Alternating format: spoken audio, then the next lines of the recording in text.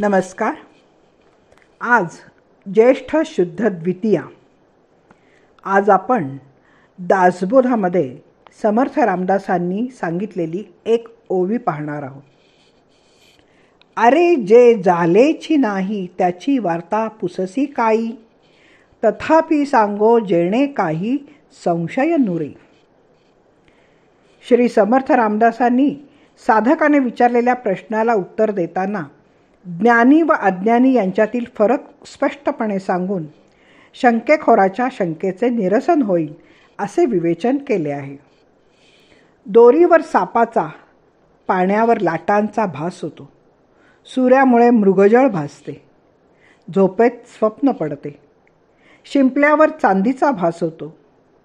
अशा अनेक भासांची उदाहरणे देऊन आणि द्वैत्वाखेरीज अद्वैत बोलता येत नाही असे सांगून भगवंताची कशी विचित्र आहे हे सांगितले. सर्व विस्तार एका परमेश्वरा वाचून झाला असून तो अनंत शक्तीने संपन्न असणार आहे. तोच मूळ पुरुष असल्याचे शहाण्यांनी ओळखावे. मूळ माया हे त्या मूळ पुरुषाचे दुसरे नाव आहे. सगळ्या कर्तेपणाचा उगम तेथे आहे. देवापासून विश्व निर्माण झाले हे सर्वांना मान्य आहे. मग त्या देवाला ओळखायला नको का? साधकाला आकलन होईल अशा शब्दात जीव, शिव, देव यांची लक्षणे सांगितली आहेत. अविद्या गुणे बोलिजे जीव, माया गुणे बोलिजे शिव, मूळ माया गुण देव बोलिजे तो. विश्वामध्ये ज्या अनंत शक्ती वावरतात त्याचे मूळ कारण मूळ माया होय. हे कळायला स्वानुभवी पुरुषच आवश्यक असतो. मूळ माया आणि मूळ पुरुष ही दोन्हीही एकच. तोच सर्वांचा नियता व स्वामी ईश्वर होय. नावे अनेक असली तरी तोच जगदीश म्हटला जातो. या विश्वामध्ये सगळीकडे मायेचा विस्तार आहे, पण ती सर्वस्वी खरी नाही. ती अनिर्वाच्य आहे. स्वानुभवाशिवाय तिला जाणता येत नाही. त्यासाठी सत्संगती करावी. अनाम अरूप चैतन्याला मायेचे अनेक रूपे, अनेक नामे दिली म्हणजे तीच नामरूपाचे मूळ झाली. अशी ही निराकारी मूळ माया कशी झाली हा प्रश्न पडतो.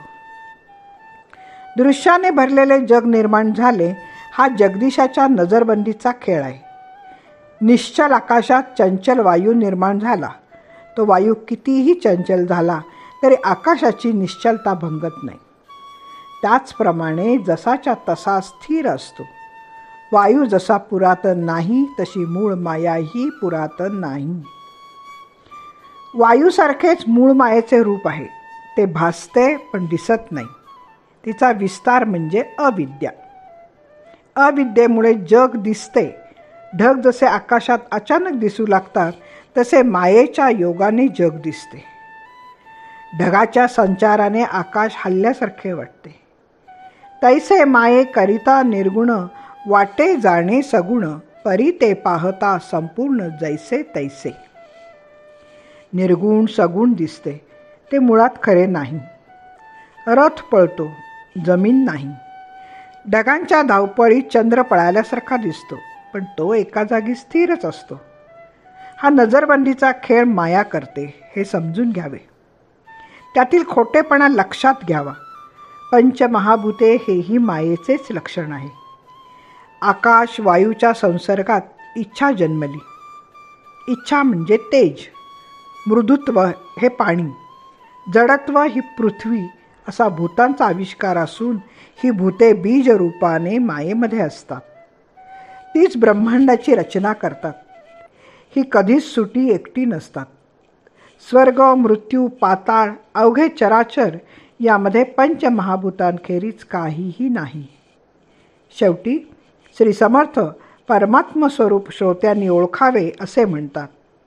सत्यस्वरूप आदी अंती, मध्ये पंचभूते वर्तती, पंचभूतिक जाणीजे श्रुती, मूळ माया. ब्रह्मज्ञानी पुरुषाला हे परमश्रेष्ठ अनुभव येतात. अजातवाद तो हाच. तत्वदृष्ट्या जग हे मुळी झालेच नाही. अज्ञानी मात्र इंद्रियांद्वारा बुद्धी चालवतो आणि जगतातील घटनांचा अर्थ लावतो, पण ज्ञानी माणसाला देहबुद्धी गेल्याने ब्रह्मस्वरूप प्रतीतीस येते.